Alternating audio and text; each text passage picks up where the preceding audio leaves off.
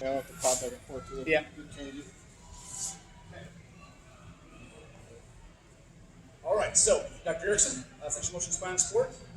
Dr. Buchta, Central Motion Spine Sport as well. All right, so today we're going to talk about basically nutrition for athletic performance for our basketball players tonight. Baseball players. Okay. Baseball, basketball, all about. We actually did it for volleyball earlier too. So. Okay.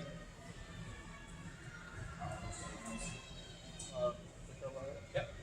All right, so nutrition, I mean, there's basic needs that we want, and that's the ones, as you can see, are carbohydrates, proteins and fats, and they all kind of do something different to fuel the body. The first one, you got carbohydrates. That's the stuff that you eat to fuel up, that you need the energy to give you those quick bursts of energy, and like something that if you have a long day, you play a few games, something that you want to refuel a little bit more often than other things. Like I said, it's glucose, so it's kind of like a sugar, so your body breaks it down, and there's all different forms. The biggest thing to think about is that when you eat the food, it's broken down and stored in your muscles and your liver as glycogen. And that all that word means is that's just the fuel to perform movements. So you need to have a certain amount of carbohydrates in your diet, even when you're just sitting at school and just not doing much, but you're thinking. Your brain and your muscles and body burn that glucose for fuel. So when you're doing double things like playing sports and school, you need a little bit more of that carbohydrate to fuel you through the day. Okay. Protein is the next. So our main three macronutrients: carbohydrates, protein. That's the one that helps the muscles that you're using and improving and growing rebuild and get stronger. So you have to have enough protein, especially with athletics, when you're working out before and after school, or sometimes long tournaments on a summer, lots of games. That's what will help, and we'll talk about when to replenish those stores, either before or after, in a little bit. But that's something you need for the growth and development of the body tissues, especially the tendons and muscles. And then, fats? Sure. Okay. And then fats is the last one. Fats it gets a bad name. Just for people like, you think because you get fat. Well, that's not exactly. If you eat a bunch of fat, you will. You will gain some probably unhealthy weight. But fats are great for the body. It's kind of structures in the fat itself. You need a certain amount to drive some fat-soluble vitamins into your body. So now we're talking here about obviously there's some good kinds of fats that do provide calories and that do provide energy, that do provide structure and nutrition for the brain and other cells as well. So you got to have all three. It just depends on the percentages, which we'll go through in a little bit. So keep going. Talk about BMR? Yes. Yeah. Yep. Can you hear us okay? Right? Yeah. Okay. Well, then we have the kind of question here, what is BMR? Do you guys know what BMR is? It's called your basal metabolic rate, so that's kind of like how many calories you burn throughout the day, right? Yep. And if you were just at different rest, not depending doing on anything. age, depending on sex, depending on activity level. Yep. So Height. kind of knowing what it is can help you, like what you need to know to refuel yourself, or actually just fuel yourself anyway. Because if your goal is to maybe gain a little muscle, if you're not eating enough calories, gain muscle, put on weight, if you're not eating enough calories, you're doing the exact opposite of that. You're going to be losing weight or losing muscle.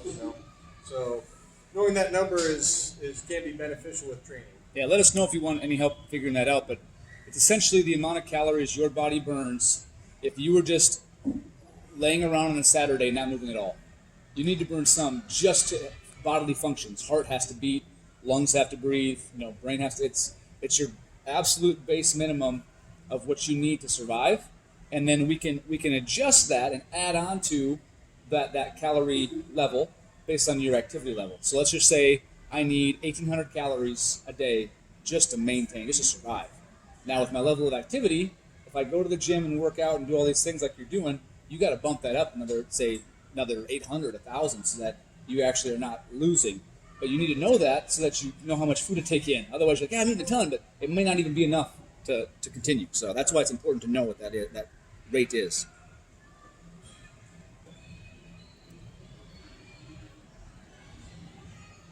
Okay, so here's the poll we talked about. So if you can see on there, you can either go to the website there or text that number, and then let's see if this works. Which one do you guys think is the most important for pre-practice? We need like a little clicker like this, yeah. Most important for pre-practice or pre-match nutrition.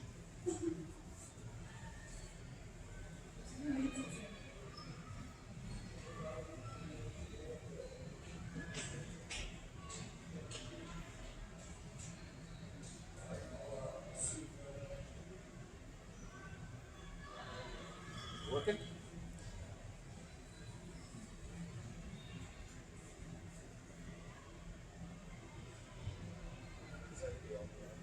Should just like my first name, Chris, Erickson, and Chris, Ericso, and then 979. And type that to that 37607. Okay, so the 3607 needs to be the 37. Yeah, 37607 is the number you're texting to. And the message, I guess, is Chris, Ericso, 979. All right, so it worked. We got some participation. So the question was, which is the most important of those three macronutrients that we talked about in the beginning for pre-practice or match nutrition? And B is the correct answer. We need that energy to fuel us through the practice or game in the beginning. At the end, after, we might do something a little different with our combinations. But, I mean, water, and then a carbohydrate of some kind. And we'll go through a couple of sample ones as well that we would eat. Okay. Okay, so then how much water do you think would be beneficial to drink before a game or match? Practice, game?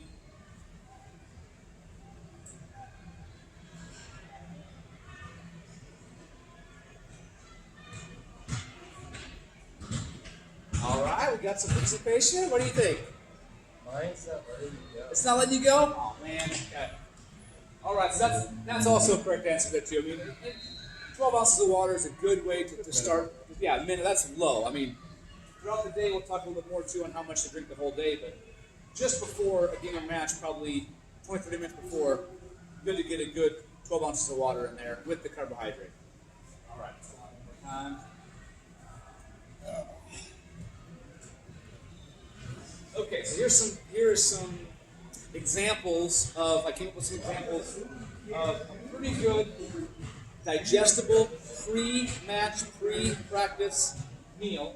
So pretty low in fat, moderate fiber, high in carbohydrates. So we talked about the carbohydrates is the energy source, the fuel, kind of low to moderate protein. So bagel with peanut butter, whole wheat bread, jelly, peanut butter, some low-fat yogurt for the protein and the carbohydrates in the granola. Peanut butter and jelly sandwich and 1% milk. I mean, it's just fuel to get you through the process. So there's yogurt and banana, some sports drinks, another sports drink with some turkey and cheese sandwich. So pretty basic stuff, but just so you know that's important to have beforehand.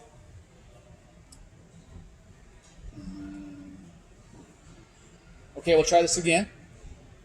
So how many hours before a practice or competition should you eat?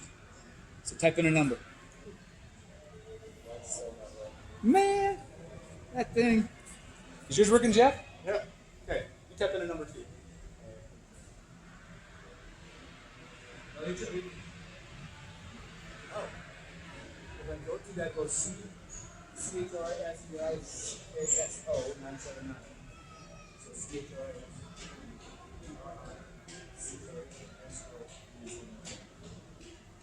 Didn't work that time for me.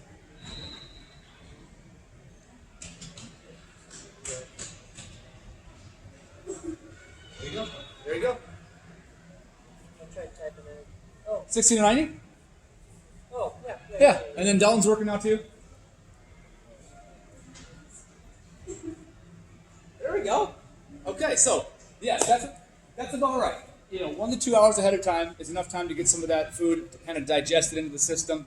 A larger meal could even be even further in advance, like further in front. So 3 hours, 4 hours ahead of time if you want a larger meal. But that little snack thing that we talked about an hour and a half before is plenty. So that's very good. Thank you for your answers. Nope, what is that? Keep going.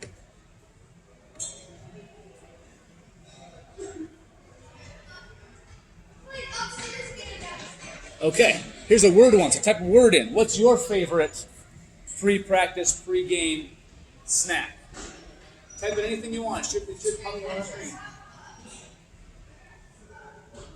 Keep typing. Keep going. We're going to do some kind of a word jumble up here.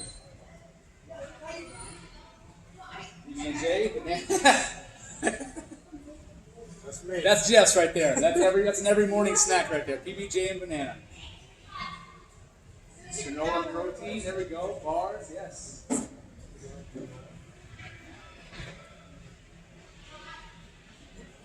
Hollow bars. Yep. You see how it kind of just makes a little. Yeah. Just keeps jumbling in there. So, all right.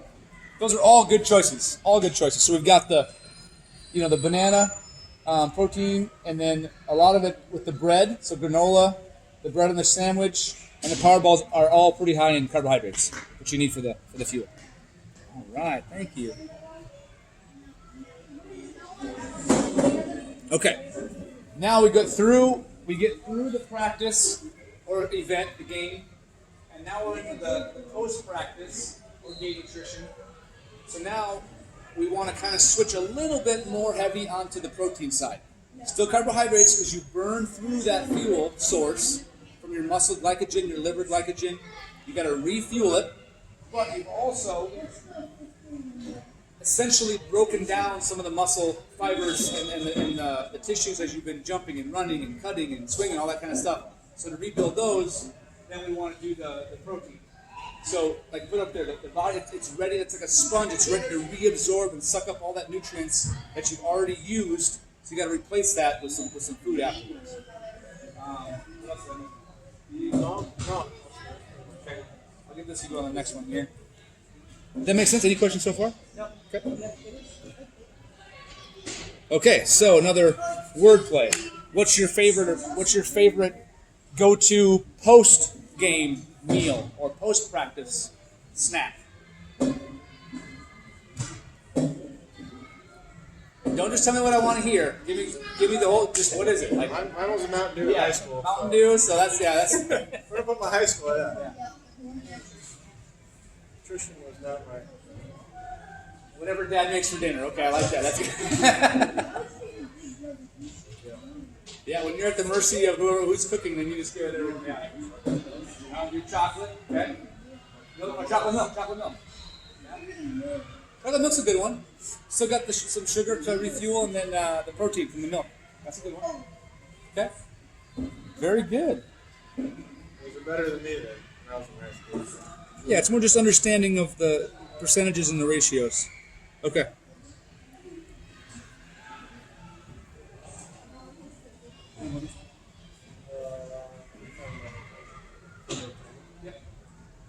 So I mean, meal. The important part there, the roster was bottom stuff. Yeah. So meal timing. So there is good times to eat, and like when you have busy schedules and you're running from school to then you got practice, to school to gym, vice versa, things like that. Sometimes we don't grab the right stuff. Morning time, people are in a rush. Kind of this talks, breakfast is a big thing. It kind of kickstarts metabolism. So, like when you're in a fasting state, you wake up, you haven't ate anything, drank anything, in roughly 8-ish hours, give or take. So your body, is kind of slow, sluggish. Well, if you can eat something, it's going to kind of replenish what you lost, because you burn calories while you sleep. Because you're breathing, your brain's moving, things like that. So if you can eat something right away in the morning, it's kind of a jump start to your body, kind of the metabolism, so you can kind of process the food that you eat throughout the day a little better. What'd you have for breakfast? Did you have breakfast? Yeah. Okay. Yeah, you What'd eat you have breakfast? All right. not anything healthy in the morning though. Cereal, Okay. toaster strudels. Yeah. Yeah. Some more carbohydrate heavy. Yes. Yeah. Okay. I mean, it's It's okay. You have to play around with it and feel what works best for you. I mean, if you feel like you get a little bit of a spike and then, before lunch you're really, tired and run down and you're not lasting throughout the day, put some more protein in there. At least for me, I have to have a pretty good amount of protein in the morning with eggs and certain things so that I'm not as hungry early on. Like I can make it to lunch without being like, oh my gosh, because that carbohydrate will give you that quick rush, the sugary cereals and the toaster strudel, and then you kind of get that dip or dive in your energy levels. And I have to balance mine with a good amount of protein, with eggs, and then some, other things like toast and peanut butter and jelly and milk and things. But you have to find kind of what works for you. Not everybody has that much protein in their diet in the morning.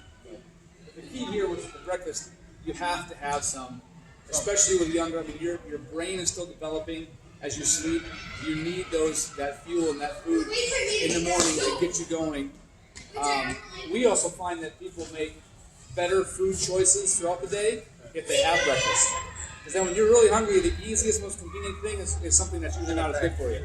So plan ahead, eat breakfast, take good snacks. It'll pay off. Yeah, go ahead, sorry. Oh, then obviously, when, we told you we talked a little bit about water the rest of the day. Besides, pre participation stuff. So this here says drink 3 to 5 liters a day. And what is that? What is that for ounces? That's going to be, so a gallon is about 4 liters. If you look on a gallon jug of milk, it's like 3.87 liters. So around a gallon a day if you can. It's hard at first to do that, but if you start in the day and just take 128 ounces. Yeah, you take little, like so many water bottles and space them out and just down those, but that's about a gallon a day.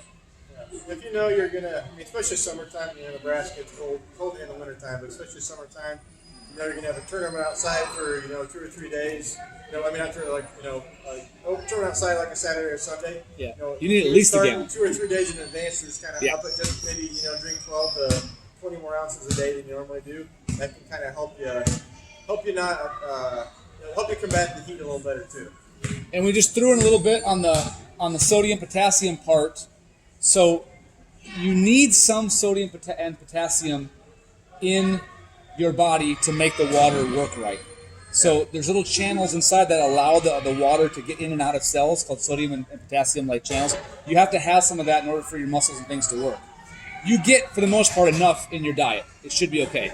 But if it's a long day and a lot of sweating, that's why we have, or some people like to use the sports drinks, because they do have some sodium and potassium in them. So that's why we put that in there.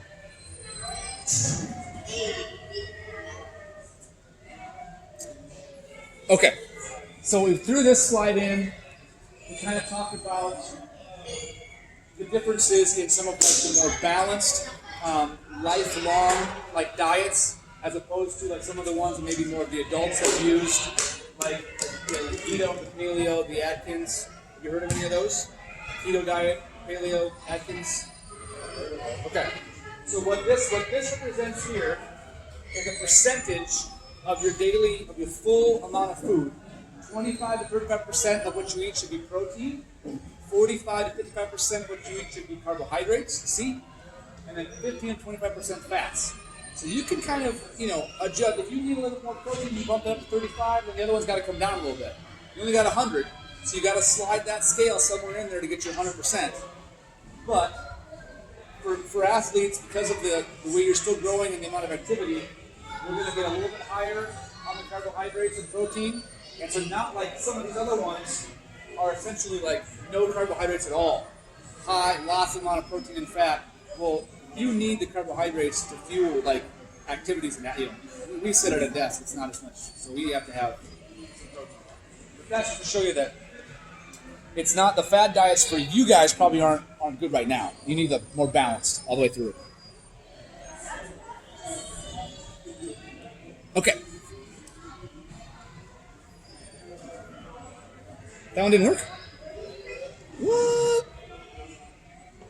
Okay. So this one's maybe, can you see that one? Yeah. Here is an example of a meal plan. And if you had any questions about it, we can help you with this and make some things for you. But so this person is 5'5", okay, 214 pounds. The basal metabolic rate (BMR). So this is a female. She burns 1,670 calories. So 1,670 calories just at rest, doing nothing. She's at 44 years old at a moderate to high activity level, so she's working out. But in this case, trying to actually lose some weight. The adjusted is 2,200 calories, 2,200. So here's an example of about 2,000 calories. She wants to be at a little bit of a calorie deficit at the end of the day to lose some weight. Okay? You can see how it breaks down. At the bottom, she's 38% protein, 35% carbs, 27% fat. So we're kind of within those that we just talked about, that balanced diet part. But that's taking you through meal 1, snack, meal 2, snack, meal 3. So there's plenty of food. You just got to figure out how it all fits together and what your goals are. If it's to gain a little bit of muscle, you got to eat more food. If it's to lose a little bit of weight, it's a little less. But you right now should not be worrying about losing. It's probably getting bigger. So now here's an example of more of a student athlete, right? So 5'10", 17 years old, 183 pounds. So pretty close, probably, okay? 2,000 is their BMR. 2,900 is the adjusted for based on the activity level. But look at down here. We want to gain a little bit, almost 3,100 calories. Okay, because we want to put out a little bit of a calorie surplus, so that we're using that fuel to get some muscle and get a little bigger and stronger. And so then you see again at the bottom, 28% protein. This is a little higher, 50% carbs for 2, and 20% fats, because of the activity level. Like they need the fuel to keep going. So you can set a lot of meal 1, snack, meal 2, before workout, post workout, meal 3. So that's 6 times a day of eating right there. Plenty of food. Okay. Well, you can see, I mean, there's a lot of food in this too. Yeah. So Yeah. if you think you're eating too much, you can eat too much of something bad. So you eat more, potato chips or cakes or desserts and stuff like that. But you almost can't get enough of good food. At this age. 4 eggs, oats, banana, protein powder, milk, turkey, chicken sandwich with rice and almonds, all that. I mean, plenty of stuff to eat. Here is an example of on the next level up, more like a pro athlete. Okay, so it didn't have the height and weight in there, but now we're talking to the bottom of. There we go. That's 4,500 calories. Okay, that's a lot of food. 29% protein, 48% carbs, and 23% fat. As you can see, where they want meal 1, 2, 3, 4, 5, 6, 7 with intermittent, like pre-workout, post-workout meals as well. So now this is the person that is working out and expending a lot of energy. They're working out every day for long periods of time. But that's a lot of food. 12 ounces of eggs, oats, almonds. Yeah. That's actually Dylan's workout. Dylan is the trainer in the back over there. He eats a lot of food. He's a pro bodybuilder. He needs a lot of fuel. So.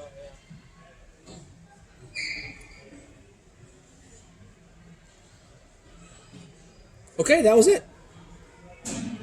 Was there anything? Why is it going through so fast? Let's pause this. Just gonna go through everything now. Yeah, that was Slideshow. way too fast. What's it doing there? Hold on now. Come on now. Okay. What I was wondering from you guys is if you had any. Yeah.